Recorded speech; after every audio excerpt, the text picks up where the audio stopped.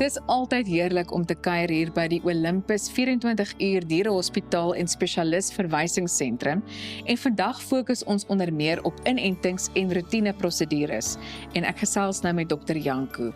Baie dankie dat ons vandag hieroor kan gesels. Dis 'n groot plesier, baie welkom hier by ons. Nou net voordat ons by die onderwerp uitkom, verduidelik net vir ons wat presies behels jou rol hier by Olympus. So ek is nou so net onder 3 jaar hier by Olympus. Ek het direk na my verpligte diensjaar het ek hier by Olympus aangesluit.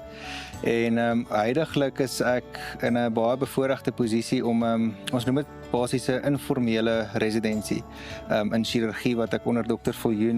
Hermine Viljoen, ons chirurgiese spesialis, wat ek basies saam met haar opskrop in prosedures en ek wil amper sê binne hospitaalgevalle neem ek aan 'n beheer van en ek kyk na wanneer sy nou besig is in teater met ander gevalle en so aan. Nou wil ek vir 'n oomblik stil staan by inentings vir honde en katte. Wat presies moet ons weet en watter ouderdom beveel julle aan? Daar is baie siektes wat regtig nog 'n hondjie kan plat trek, onder meer katgriep of parvovirus, soos mense hom ook ken. En hierdie inentings wat ons gee vir honde en katte beskerm hulle nou teen hierdie verskriklike aansteeklike en verskriklike ernstige siektes. Gewoonlik wil mense hondjies begin inent op 6 tot 8 weke oud en dan is daar 'n hele program wat 'n mens volg. Van daar af is dit basies 3 tot 4 weke na die eerste inenting spuit mense hulle weer en dan 3 tot 4 weke daarna weer eenetjie vir die honde nou.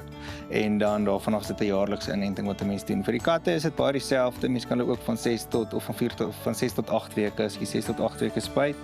En dan daarvan af gee ons hulle nog 1 booster 3 tot 4 weke en dan jaarliks. Janko, ons lees ook gereeld van iets soos hondsdolheid. Hoe groot is so 'n probleem? In die stad is ons baie gelukkig dat dit nie so groot probleem is nie. Dis maar meer die platteland waar goed soos meerkaaie die siekte nogal aandra.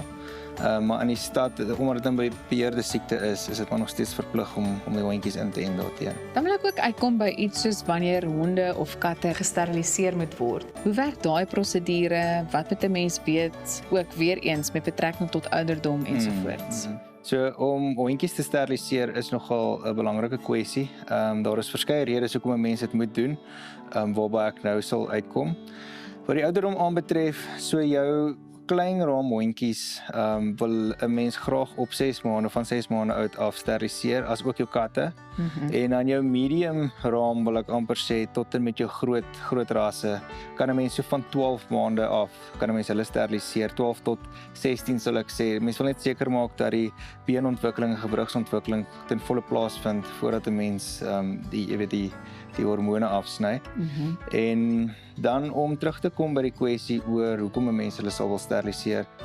Daar's verskriklik baie kankers wat 'n mens in teefies kan kry as hulle nie gesteriliseer is bo 'n sekere ouderdom nie, onder meer jou borskankertjies wil ek amper sê.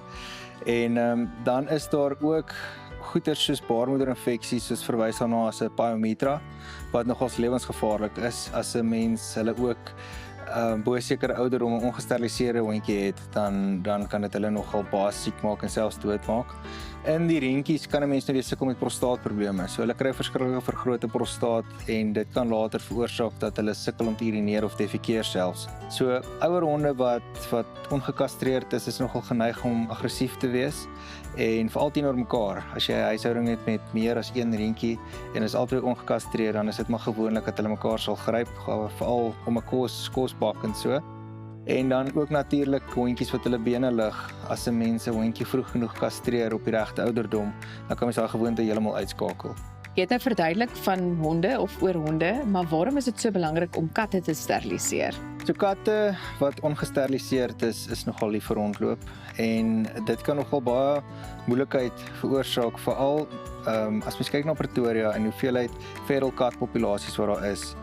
Dan is dit hoofsaaklik as gevolg van die ongesteriliseerde katte. Ja. So ons het baie organisasies wat ons regtig help met die sterilisasie van hierdie katte. Maar belangrikste is maar net dat almal hulle katte steriliseer om te voorkom dat hierdie populasie se hand uitdruk of dat die katte so rondloop en so. Dr. Janko, baie dankie. En die beste plek om dan so iets te doen is net hier by Olympus. So daarmee dan vandag se wenke, maar bly ingeskakel vir wanneer ons die volgende keer weer hier kom inloer.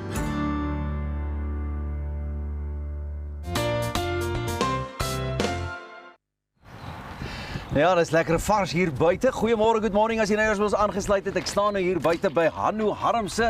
Hy is natuurlik 'n ekspert wanneer dit kom by meubelrestaurasie. Hanno, goeiemôre. Ook beter bekend as the Furniture Fundi. Dis hy daai. Wow, nou ja, toe, jy gaan vir my vandag 'n bietjie raad gee oor wat om te doen, hoe om dit te doen, wat om nie te doen nie en wat het ons hier? Yes. Hier is die stel hoe die kliënt dit vir ons gegee het. So, hoekom gaan ons hom oordoen? Die eerste ding is as jy kyk na die spons, as jy hom so druk, Ja. daar is niks meer spons daaroor nie. Nee, wat hy's pap. Ja, so ons gaan hom vir jou moet Pap en vang. plat. Pap en plat. En dan die sitplek ook. Jy kan sien hierdie is klaar en die rekke onder dit. 'n Rek moenie dit doen nie. Hy is heeltemal te pap, so ons gaan die rekke als vervang. Ons gaan hierdie uithaal, nuwe rekke So insit. jy moet hierdie rek nie kan optel nie, nê? Ja, jy moet hom nie kan optel nie, maar as jy ook so op hom druk, kyk hoe ver sak my Ja, hand nee. weg. Ja. Kyk, ouma gaan lekker op die stoel sit, maar sy gaan moeilik opstaan. Dis die probleem daar. En oupa. Ja. Goed, en dan hierso op die arms, as jy so klap, dan 'n bietjie hard, hout nê? hoor. Ja. En jy sal weet, hy moet vervang word. Ons moet 'n bietjie so oplig. Hoorie, maar dit voel seker vir jou as 'n stoel of 'n meubelstuk by jou aankom, dan weet jy sommer dadelik, ek gaan dit moet doen en dat moet doen en Ja, nee wat. Dit vat nie lank om dit uit te vind nie. So as jy nou kyk na hierdie spons, jy sien hy het Ja, hy's gaar. gladde tekstuur, hy's grof, hy's klaar, hy's plat. Daar's geen elastisiteit meer in hom nie. Hier op die arm ook, jy kan sien die binnekant, as jy hom so trek. o nee, daai spons is ook gaar. Ja, dan kom alles af en daar's plekke waar daar glad nie meer spons is nie. So ons gaan dit alles vervang. Ons gaan die pote, kan jy sien daar het Daar het merke ook 'n op. bietjie merke. Ek sien hier's 'n nuwe afskeer, poot of mooi 2. maak. En sê gou vir my, waar begin 'n ou dan? Trek jy nou alles af of wat doen jy dan eers? Maar die spons, die rekke, die hout, waar begin jy? Ja, ons haal heel eers die lap af. En ons haal al hierdie af, laat as jy klaar is, dan is dit net die raam wat daar staan. En dan begin jy, as 'n geleidelike proses van jy begin om weer nuwe spons op te sit, dan die nuwe rekke en dan sit jy die rig op en dan kan jy hom weer oortrek. Dis die kort weergawe. Nou ek is baie bly jy is vandag hier. Jy het ook daarom hulp saamgebring en ek gaan ook van hulp wees en ons gaan 'n bietjie kyk dames daar in die studio en mense by die huis wat ons met hierdie stoel onder andere kan verander om hom mooi te laat lyk en later dalk in die program te kan gebruik. Moet jy nie weggaan nie, hier's nog lekker dingetjies wat vir jou voorlê in vanmôre se program. Intussen gaan ek en Hanno in die span hierdie ouetjie nuwe lewe gee om hom later te kan gebruik. Goeiemôre. Goeiemôre.